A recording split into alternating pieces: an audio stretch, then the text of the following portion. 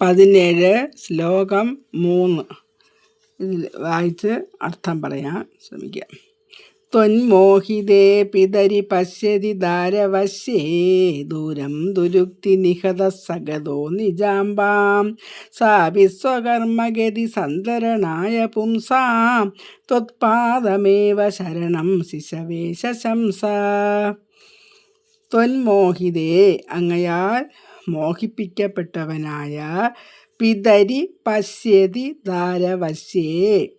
ആ ദാരവശ്യേ എന്ന് പറഞ്ഞാൽ ആ ഭാര്യയ്ക്ക് അടിമപ്പെട്ടവനായ ആ അച്ഛൻ, പിതരി പശ്യതി അച്ഛൻ നോക്കി നിൽക്കേ, ദൂരം ദുരുക്തി നിഹത ആ ധ്രുവൻ്റെ മനസ്സിനെ വല്ലാതെ മുറിപ്പെട്ടിട്ട് സഹിക്കാൻ പറ്റാത്ത ശകാരവാക്കുകളാൽ നന്നേ സങ്കടപ്പെടുത്തിയിട്ട് സഗതഹ നിജാംബാം അവൻ സ്വന്തം അമ്മയുടെ അടുത്തേക്ക് ഓടിപ്പോയി എന്നാണ്.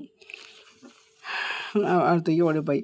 സാപി സ്വകർമ്മഗതി സന്തരണായ പുംസാം ആ സുനീതി, അമ്മയായ സുനീതി അവളാകട്ടെ, അവളാകട്ടെ സ്വകർമ്മഗതി സന്തരണായ പുംസാം, ഇതെല്ലാം കർമ്മഗതി കൊണ്ട് കർമ്മഫലങ്ങളാണ് എന്ന് അതിൽ നിന്ന് കരകയറാൻ പുംസാം ത്വത്പാദമേവ ശരണം ശിശവേ ശശംസ, അത് നിന്തിരുവടിയുടെ പാദങ്ങളെ മാത്രം ശരണം പ്രാപിക്കൂ, അല്ലാതെ അതിൻ്റെ വേറൊരു വഴി ഇല്ല എന്നാണ് സുനീതി പുത്രനായ ധ്രുവനോട് പറഞ്ഞത്.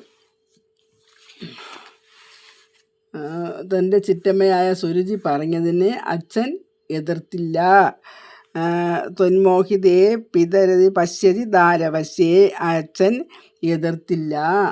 അങ്ങനെ മനസ്സ് വിഷമിപ്പിച്ചവനായി ദൂരം ദുരുക്തി നിഗത മനസ്സ് മുറിപ്പെട്ടവനായി സഗതോ നിജാംബാം അമ്മയുടെ അടുത്തേക്ക് പോയി. സുനീതി മകനെ സാപി സ്വകർമ്മഗതി സന്തരണായ പുംസാം, സുനീതി മകനെ ഉപദേശിച്ചത് കർമ്മഫലമാണ് ഇങ്ങനെയൊക്കെ അനുഭവിക്കുന്നത്, അതുകൊണ്ട് അതിൻ്റെ ദോഷം മാറാൻ ത്വത്പാദമേവ ശരണം ശിശവേ ശശംസ, അങ്ങയിൽ അതിൻ്റെ ദോഷം കുറയ്ക്കാൻ നിന്തിരുവടിയെ ശരണം പ്രാപിക്കൂ എന്നാണ് ആ സുനീതി മകനോട് പറഞ്ഞത്. അപ്പോൾ ശ്ലോകം ഒന്നുകൂടെ വായിക്കാം.